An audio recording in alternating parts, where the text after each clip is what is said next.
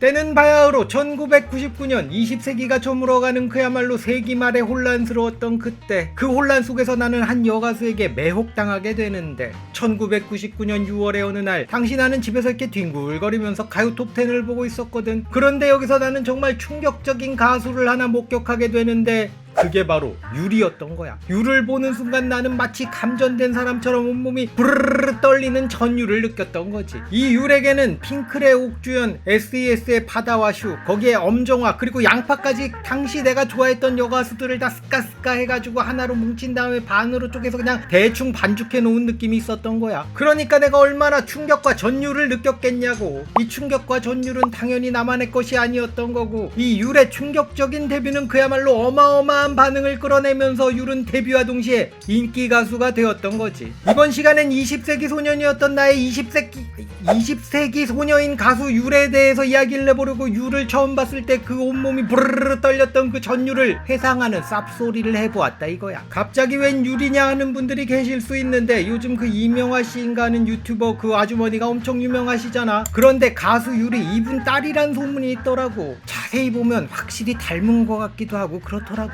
암튼 그래서 아련한 나의 추억 율에 대해서 이야기를 해봐야겠다라는 생각이 들어서 이렇게 영상을 준비해봤다라는 말씀드리면서, 여기까지 보고 또 이 새끼 또 이상한 영상 만들어 왔네 이런 생각을 하면서 혀를 끌끌 차고 계실 분도 계실 텐데, 채널 삽시간이 원래 이딴 채널이라는 거 다 아시지 않습니까? 항상 초심을 지키고 있다, 그렇게 보시면 된다는 말씀 드리면서 구독과 좋아요나 한 번씩 누르고 가세요.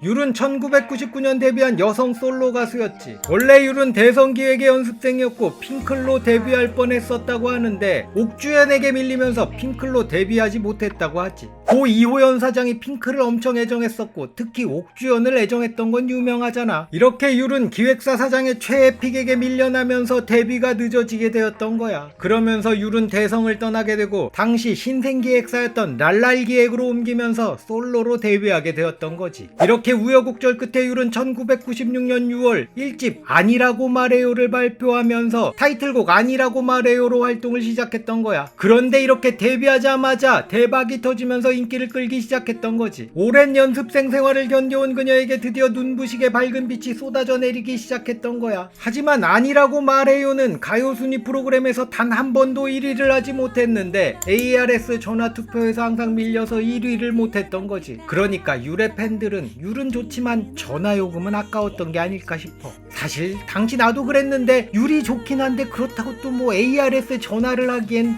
돈도 아깝고 시간도 아까운 그런 느낌이었던 거지. 그렇게까지 좋은 건 아닌 것 같다, 뭐 그런 느낌이었달까. 율의 데뷔곡 아니라고 말해요는 원래 박화요비에게 갈 노래였다는 이야기가 있는데, 박화요비가 아니라고 말해요 녹음 전날 작곡가와 싸우면서 사이가 안 좋아지고 그렇게 이 노래가 율에게 오게 되었다고 하지. 아마 이 노래가 박화요비에게 갔다면 1위를 찍지 않았을까 하는 생각이 든단 말이야. 암튼 이렇게 인기를 얻고 있었던 율은 어느 날 갑자기 가요계에서 사라지게 되는데, 이렇게 율이 사라진 이유에 대해서는 여러 가지 썰이 있더라고. 기획사와의 마찰로 인해 활동을 접고 미국으로 이민을 갔다는 이야기도 있고, 다들 알다시피 90년대 기획사 중에 정산 제대로 해줬던 기획사가 거의 없잖아. 당연히 랄랄 기획도 그런 기획사였던 거지. 제대로 된 계약서도 없었고 그렇게 제대로 정산도 받지 못하고 기획사와의 마찰이 생겼다는 거야. 그리고 또 하나의 썰은 율이 당시 딸까지 있는 30대 유부녀였는데 나이를 속여서 데뷔를 했었고, 이게 들통날 위기에 처하니까 바로 활동을 중단하고 잠적했다는 이야기가 있거든. 글쎄 진실은 본인만이 알겠지.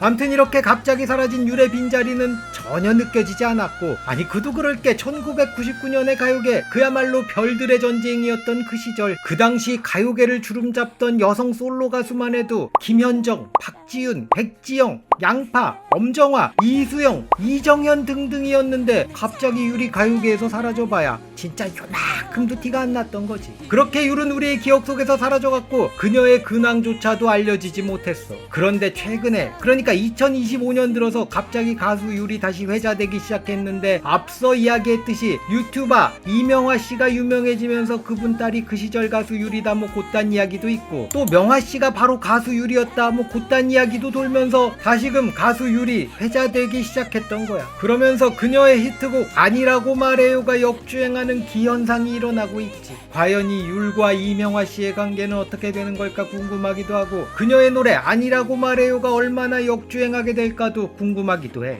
이번 시간엔 이렇게 20세기 소년의 20세기 소녀 가수 율에 대해서 이야기를 해봤는데, 너무나도 눈부셨던 내 청춘의 한 페이지에 더 눈부시게 아로새겨진 그 소녀 율이라네. 그녀의 노래를 들으면 그 노래에 얽힌 그 시절 추억들이 되살아나는 것 같아서 지금도 여전히 찾아듣고 있는 그녀의 노래, 그 시절의 노래라네.